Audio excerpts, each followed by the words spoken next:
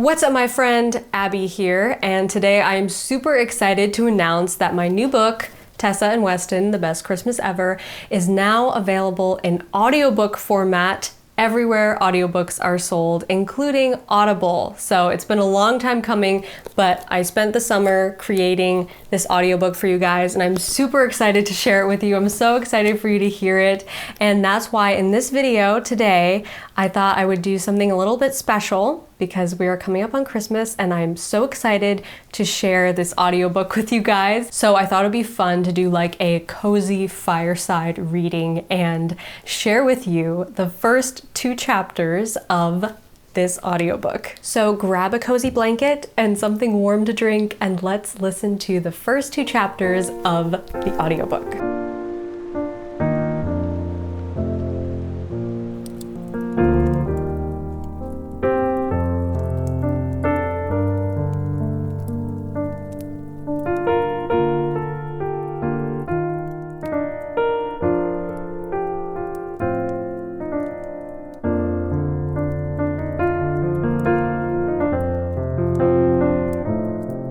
Tessa and Weston, The Best Christmas Ever. Written and narrated by Abbie Emmons. Chapter 1. Tessa. December 11. There's nothing more magical than the first snow, especially when it happens while you're sleeping. I fall asleep to a subdued world of grayish-brown and awaken to a winter wonderland outside my bedroom window. Every branch of every tree is frosted in white and sparkling in the morning sun. I smile at the sight of it, a thrill of childish excitement lighting up in my heart. The first thing I do is grab my phone and snap a photo of the magical sight outside my window. I send it to Weston. Tessa. Snow! While waiting for him to reply, I put on a sweatshirt and slide my feet into some fuzzy socks. It's finally beginning to feel like winter. Like Christmas. My phone vibrates with a new message. I smile when his name lights up on the screen. Weston. I noticed. I'm about to roll my eyes at his snarky comeback when... thud! A snowball splatters against my bedroom window. What on earth? I stare for a moment, stunned. Then I rush over to the window and peer out. Past the remnants of snow on the glass, I spot a familiar boy standing on my front lawn. A boy with an obnoxiously optimistic smile on his face. He completes the perfect winter scene, our snowy suburb shimmering around him like a Norman Rockwell painting. I smile, throwing the window open and sticking my head out. Weston, what are you doing here? Serenading you awake, he says, reaching one hand out theatrically.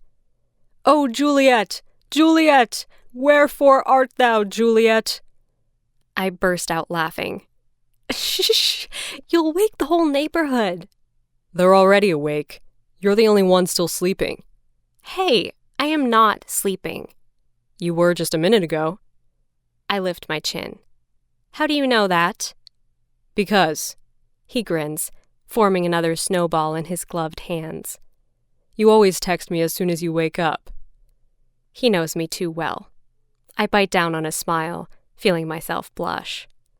Well, you might have at least told me you were coming, I criticize, feeling rather lofty. I'm still leaning out my bedroom window, looking down on him. What fun is that? Weston calls back. You need more surprises in your life, Tessa. Oh, really? He nods, giving me that mischievous smile of his. Like this, he shouts, and throws the snowball at me. I duck just in time. The snowball flies through my window and shatters on my bedroom floor. I gasp, popping back up to find Weston laughing on the front lawn. Impertinent boy! I want to slap him for throwing that snowball at me, but I also want to kiss him. A surprised laugh spills past my lips as I scream out the window, "You're going to pay for that!" I scoop up the snow off my floor and squish it back into a ball, running downstairs as fast as my feet will carry me. The sweet smell of waffles fills the air as I fly through the kitchen, startling Grandma. "Tessa, what on earth are you doing?" I laugh maniacally, not stopping to explain. Instead, I run to the front door and burst out into the winter wonderland, forgetting all about shoes. Weston's eyes widen when I come flying out the door, sprinting at him like a madwoman. I crash straight into him, throwing my arms around his neck. He laughs and staggers back a few steps. "Well, what do you know? I got the recluse to come outside." I look up into his sparkling gray-blue eyes, trying to catch my breath. "This is for serenading me like Romeo," I say, then reach up on my tiptoes and kiss his lips. My heart flutters uncontrollably as a rush of dizzy warmth swirls through me, making everything else fall away.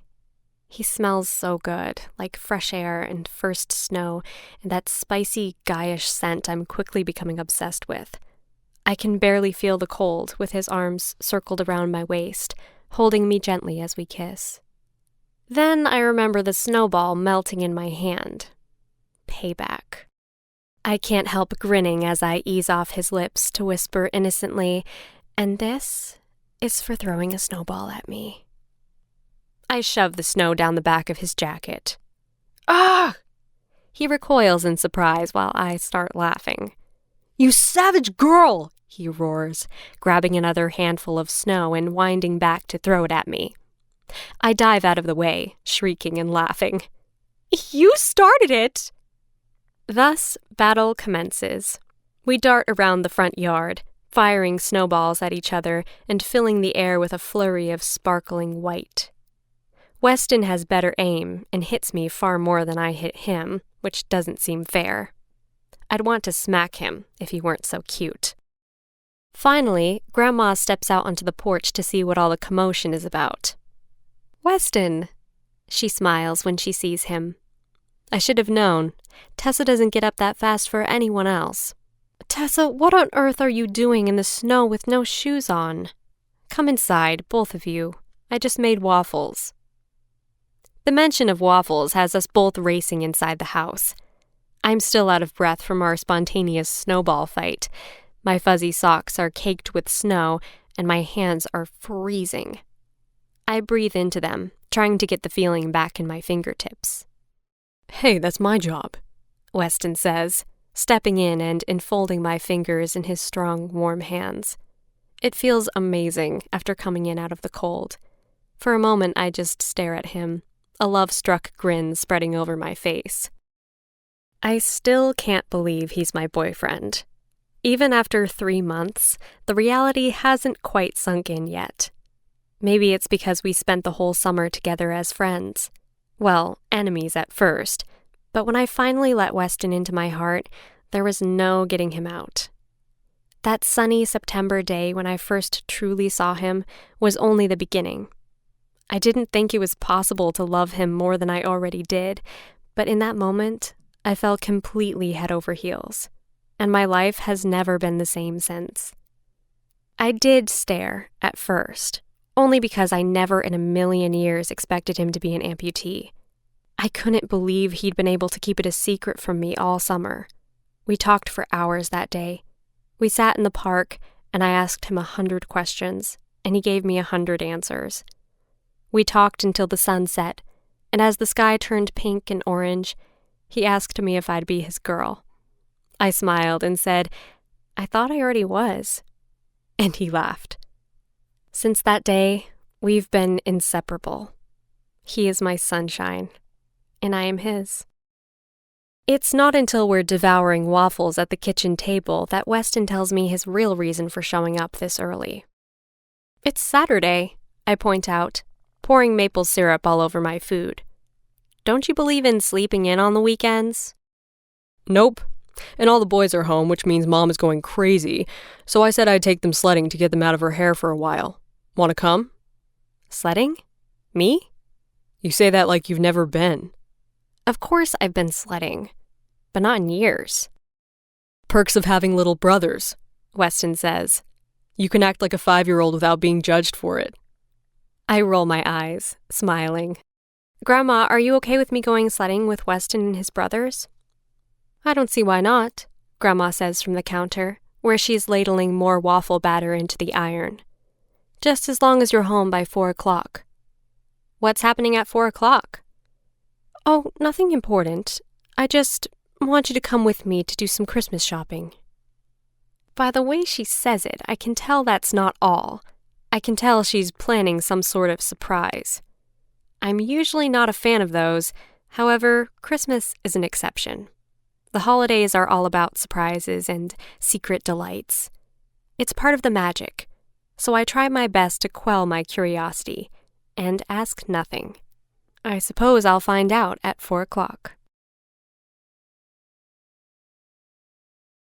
Chapter 2. Weston. December 11. Last one at the top is a rotten egg, Aiden screams, kicking up snow as he charges past me with his empty sled. Hey, that's not fair, I holler after him. I'm pulling Noah, and he's getting too big for this.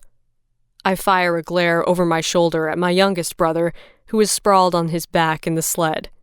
I am not too big for it, he shrieks, chucking a handful of snow at me. You're just too slow. Well, I think I'm pretty fast for a guy without legs. I shoot Tessa a smile. She's wearing a pink puffer jacket and a fuzzy white hat with a pom-pom on it, and she looks more like she belongs on the streets of Manhattan, not trekking through a snow-covered golf course with a pack of wild boys. I wish I could say that Noah is the only thing slowing me down, but he's not. My prosthetic legs are the real enemy of progress. It's awkward enough to walk through the snow with real legs, so you can imagine how much more difficult it is with fake ones. Thankfully, I've had enough practice to not fall on my face in front of Tessa. But my brothers don't treat me any different because of it. They still expect me to play the reindeer. Aiden's gonna win, Noah wails, throwing another snowball at my back. Hurry up! Noah, Tessa says in that sweet, mom-like voice of hers, your brother's going to make you get out and walk in a minute. If we had a dog, he could pull Noah in the sled, Henry pipes up hopefully. Tessa frowns. A dog? Henry, Mom and Dad already told you that we can't get a dog. It's too much work. But I'd be the one taking care of it, Henry insists. Mom and Dad wouldn't have to do anything. And it wouldn't just be for me, you know. It could be a watchdog. Everyone should have a watchdog. Don't you think, Tessa? I grunt. Don't drag Tessa into this. Tessa shoots me a playful smirk. Oh, I completely agree, Henry. Why shouldn't you have a dog, if you're really going to take care of it? Yeah, see, that's what I said. But Mom thinks they shed too much. She's always coming up with some problem every time I talk about it. Well, some dogs don't shed, Tessa points out smartly. What kind do you want? A golden retriever. Oh, she laughs. Well, they do shed. A lot. Henry sighs and kicks at the snow. We finally reach the top of the hill, where Aiden is sitting on his sled, stockpiling snowballs. What took you guys so long? He sneers. Shut up! Noah screams, jumping off my sled so suddenly I almost faceplant in the snow. Ugh, Noah, Aiden, quit picking on him, all right? But Aiden has already launched one of his snowballs at Noah, which of course makes a fight break out between them. Noah starts throwing snowballs back at him, roaring like a baby tiger as he gets blasted in the face. Hey, guys, stop! I jump into the line of fire. My little brothers halt their snowball fight to stare at me. Let's settle this like gentlemen, shall we? Noah blinks, snow on his chin. How? Well, Aiden made it to the top of the hill first, but we all know that the real winner is the one who makes it to the bottom first. Let's go! Aiden drops his snowball and dives onto his sled. Hey! I leap forward and grab the rope. You gotta wait for Noah, or else you'll be a dirty cheater. Aiden moans, planting his boots in the snow. Fine. Hurry up, Noah. Henry, you go with Noah. But I'm old enough to go by myself. Noah whines. I cross my arms over my chest. Not if you're still too much of a baby to walk up the hill by yourself. Noah pouts, but goes along. While Henry climbs into the sled with him, I grab Aiden by the collar of his jacket and say in a low voice, If you don't let Noah win, I'll hide your Xbox somewhere you'll never find it. He whips around, eyes wide. You're so mean. You're mean. Noah's the youngest. Come on, go easy on him. He groans. Fine. I turn to find Tessa watching me with a bemused smile on her face. Okay, Tessa, ready to show them how it's done? She giggles and rolls her eyes. I told you I haven't been sledding in years. That'll be my excuse when we lose. I wink at her and get on the sled. Tessa plops herself down in front of me, and I circle my arms around her waist. Sledding is definitely better with a girlfriend. Actually, I'm beginning to realize that everything is better with a girlfriend. Okay, ready? Yep, Aiden says, already perched on the edge of the slope. Henry? He gives me a thumbs up, and Noah bounces up and down in front of him. Let's go! Wait, I mutter, nudging my and Tessa's sled up a few feet. On your marks, get set, go!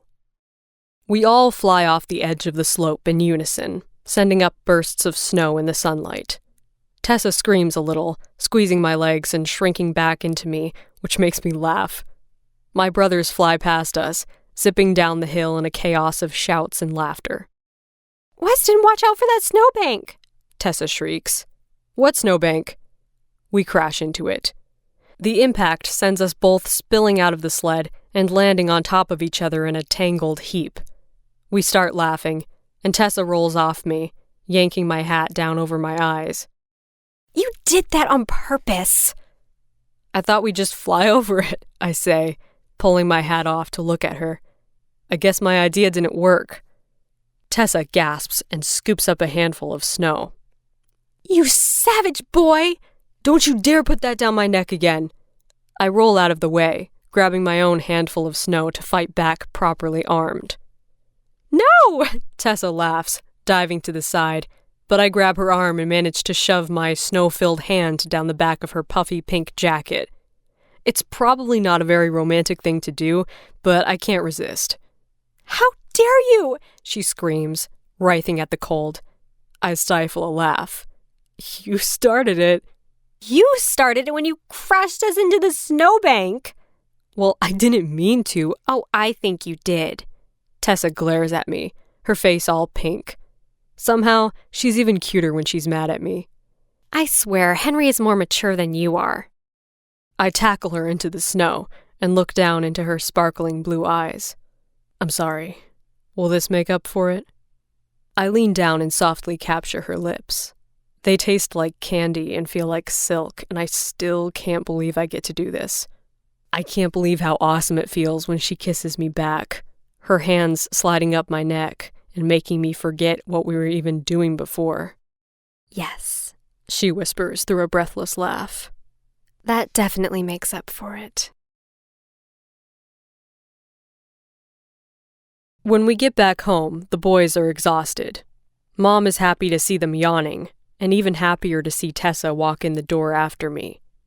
She asks her how she's been, how her grandparents have been, etc. She loves Tessa and gets all gooey-eyed when she sees us together. It still feels crazy to bring a girl home with me. We've only been dating for 3 months, but my parents already treat Tessa like she's part of the family. She fits in so effortlessly. It makes me feel like we've always been together. Are you cold? I ask her, when I notice that she's shivering in her t-shirt. She nods, rubbing her arms. My sweater got wet, thanks to you shoving snow down my coat. I bite back a smile. I'll give you one of mine. She follows me upstairs to my room. Thankfully, I remembered to make my bed this morning, but that doesn't stop Tessa from wrinkling her nose and saying, It's a mess in here. Yeah, okay, it's not as spotless as your model home bedroom. Tessa laughs as I pull a gray hoodie out of the pile of clean laundry I keep forgetting to put away. Somehow, she looks beautiful in everything, even my hoodie that's way too big for her. She nuzzles her face into the collar, her eyes softening as she looks up at me. What's that smile for? I say. Nothing, just, this is the first time you've given me one of your hoodies. Is that a monumental thing? Tessa rolls her eyes. Yeah, it's romantic. How? She sighs and shakes her head. You don't understand girls at all, Wes. No, I say with a sheepish laugh. I don't. I've never had a girlfriend before, you know. Well, I've never had a boyfriend before. That's good. Tessa quirks one eyebrow. Why? Because that means I'm the best boyfriend you've ever had. She laughs and loops her arms around my neck. You are, she whispers, her eyes darting over my face. So far. So far? She giggles, leaning her forehead against my chest. I shake my head. Apparently I'm not the only one who doesn't know how to be romantic. Jeez. I was just pulling your leg, Tessa says. Don't. It might come off. That makes her laugh even harder and pop up on her tiptoes to plant a quick kiss on my lips. We head back downstairs, where Mom is making hot cocoa for the boys, who are now playing video games in the den. Noah yanks on my arm and begs me to play with them, but Mom says, "Let Weston have some time alone with Tessa." Noah shuffles off with his cocoa, whining about how I'm old and boring now that I have a girlfriend. Maybe he's right. Before I met Tessa, I would never have spent a Saturday afternoon on the couch in the living room, drinking cocoa and looking through family photo albums. That's what Tessa wants to do, and I'm happy as long as she's cuddled up next to me with her head on my shoulder. I love photo albums, she says. It's like stepping back in time, experiencing a moment that will never happen again. She smiles, looking up at me. Like the Polaroids you took for me when I was blind. That was a good idea, wasn't it? A very good idea. Romantic, right? She grins, nodding. Very romantic. She looks so damn cute in my hoodie, with her damp hair and rosy cheeks. Our fingers are laced together in her lap as she flips through the pages of the album. It's an old one, but not too old. No embarrassing baby photos of me, thank God. Just a lot of Aiden. Henry winning a spelling bee. Me playing on the soccer team sometime in middle school. Mom pregnant with Noah. Christmases, Thanksgivings. Awkward group photos from family reunions. Then there's a time jump to when I turned 13. Is this you and Rudy? Tessa asks, peering at the photo. Yep, that was his bar mitzvah. The day I hurt myself, actually. Oh, wow. Tessa goes silent for a moment, and I know what she's looking at. My legs. My real flesh and blood legs. But she only says, "You're both so cute," and keeps flipping. Most people look at their old photos and see different stages of their life. Every year a new age, a new grade, a new milestone. For me, it's like all the photos are divided into just 2 stages of my life. Before and after. It's weird to look at pictures from before. To see me standing next to Rudy or my brothers. No different than them. Tessa keeps turning the pages, and we transition from the summer before to the winter after. There's a big gap of photos without me, and Tessa looks confused. How come there are no pictures of you? I was in the hospital, and rehab. I didn't really feel like having my picture taken. Tessa blushes a little, looking down. No, I suppose not. Oh, here's one, I say, pointing to the top of the page. That was my room at rehab. Tessa tilts her head, studying the photo. It was before I got my prostheses. I'm sitting in a wheelchair, looking skinny and weak, smiling wearily for Dad, who was taking the picture. Mom stands behind my wheelchair, Henry and Aiden at my side, and Noah sits in my lap, wearing a Santa hat. We're all smiling, but none of us looks happy. Was it Christmas? Tessa asks, thrown off by the Santa hat, which looks weirdly out of place in the colorless room. Yeah, Mom didn't want me to feel left out, so she brought the boys there and we opened gifts together. Dad even brought this little fake tree and Mom made us all sing carols around it. Some of the nurses even came in and joined us. I smile a little, remembering it. My parents tried to make it good for me, but it was the worst Christmas ever. Tessa pushes a sad smile onto her face, getting kind of misty-eyed as she listens to the story. I'm so sorry you had to go through all that. Don't be, I say, kissing her hairline. I got exactly what I asked for a couple of weeks later. And what was that? I reach down and knock on my prosthetic leg. These. Tessa grunts a laugh. You always look on the bright side, don't you? Mm-hmm. You should try it sometime. Excuse me, I look on the bright side a lot. Really? Yes. She smacks my arm. In fact, I have a very, very optimistic thing to say. Holy crap. Let's hear it. She bites on a smile, leaning closer to my ear to whisper, I think this will be the best Christmas ever. I laugh softly, giving her hand a squeeze. I know it will.